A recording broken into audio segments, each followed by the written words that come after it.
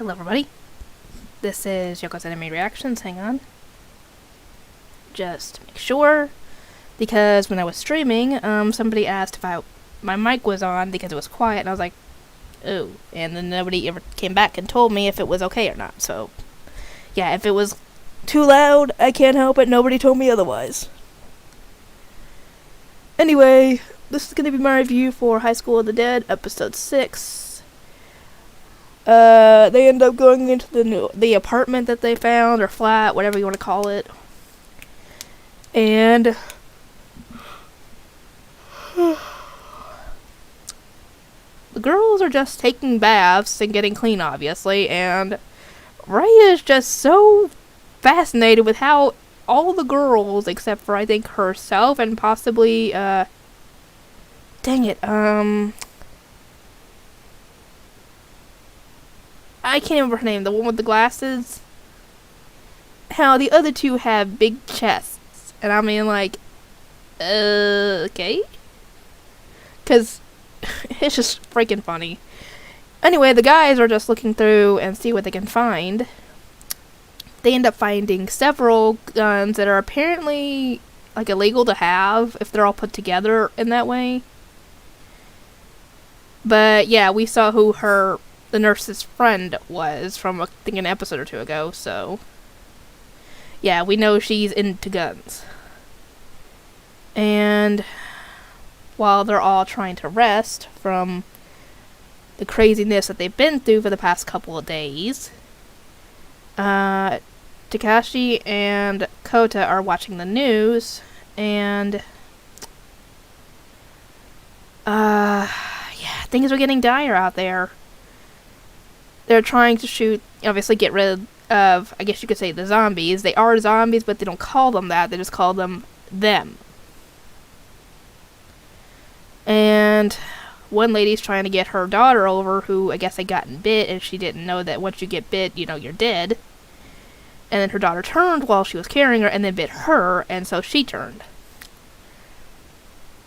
I don't know if that was any significance, but the commander was given leeway to do whatever was necessary to keep public order and safety. And there was a bunch of people spouting idiotic nonsense about how the government is more dangerous as this is going on, and I'm like, either you want them to stay and protect you from these walking corpses that could kill you, or you want them to leave and thus give the corpses anything they want to do, which is bite people.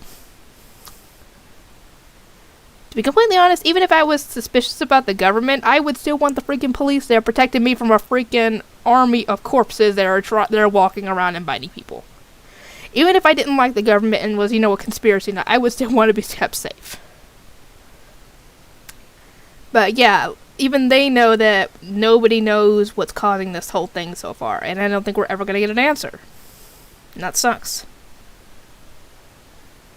Because the only thing I can think of is possibly some kind of super virus, because once you get bit, it starts turning you instantly. In some cases, though, with Hisashi, it didn't get him instantly, because I think it didn't. I don't know, I think it just depends, but from what we've seen, it turns somebody instantly, even if they just get bit on the arm or the leg or something. Though, if it's like a death wound, like with the woman who got bit on her neck, it turns you automatically, because, well, it's a fatal wound. So it has to be some kind of super virus or something like that. It has to be, because in an earlier episode, we saw some cats licking up some of the blood from, I'm guessing, an infected person. And nothing was happening to them, as far as we could tell.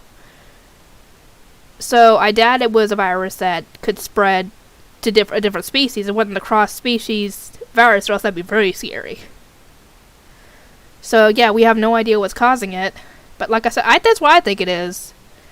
Or some kind of lab-created virus that ended up doing something that they weren't planning on, and then they got out of control and got out and everything.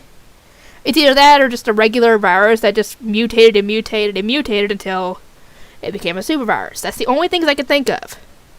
If you guys have any comments on that, feel free to, because I have no clue, and I don't think we're ever going to find out. Anyway, yeah, the guy is spouting nonsense and claiming that the government's more dangerous, and I'm like, no. What's dangerous to you right now is those freaking walking corpses that tried to bite whoever they're close to, except for other walking corpses, which is weird. Anyway, yeah, the police officer tells him, yeah, you better leave. It is too dangerous here, and we are given orders to do whatever we see fit to keep the public order and everybody safe. Anything. And the guy essentially doesn't believe him. And the guy says, I warned you. And he pulls out his gun and shoots the guy in the head with it. And they get the bulldozers out and mow through the zombies and push them back, essentially, and shoot anybody who tries to get through. And while this is going on, the guy is talking to somebody, I guess, and says, oh, hang on, I'll talk to the commander. And while he's doing this, the commander, shoots himself, and I do not get why. Was that woman who got bit before his family or something? Or was there some other reason behind it? Can somebody let me know? But yeah, the guys are just shocked at all that. And while they're talking, the nurse pops up behind them in just a towel and is either she is drunk or exhausted, mentally, physically, and possibly emotionally exhausted. And this is all coming out like she's drunk. But she starts acting very, very flirty with the guys and ends up giving Coda a kiss on the cheek, and that just makes his day, essentially. And yeah. Oh, and earlier when they're messing with the guns, Coda tells him that if you're gonna shoot a gun at somebody, shoot to kill, and that if he ever gets bit, to do not hesitate and shoot him. And yeah, they both promise to shoot the other if either of them get bit. So, yeah. Yeah, they can't afford to hesitate any longer like they did with Hisashi. Because Rei almost got bit herself because of that. Anyway.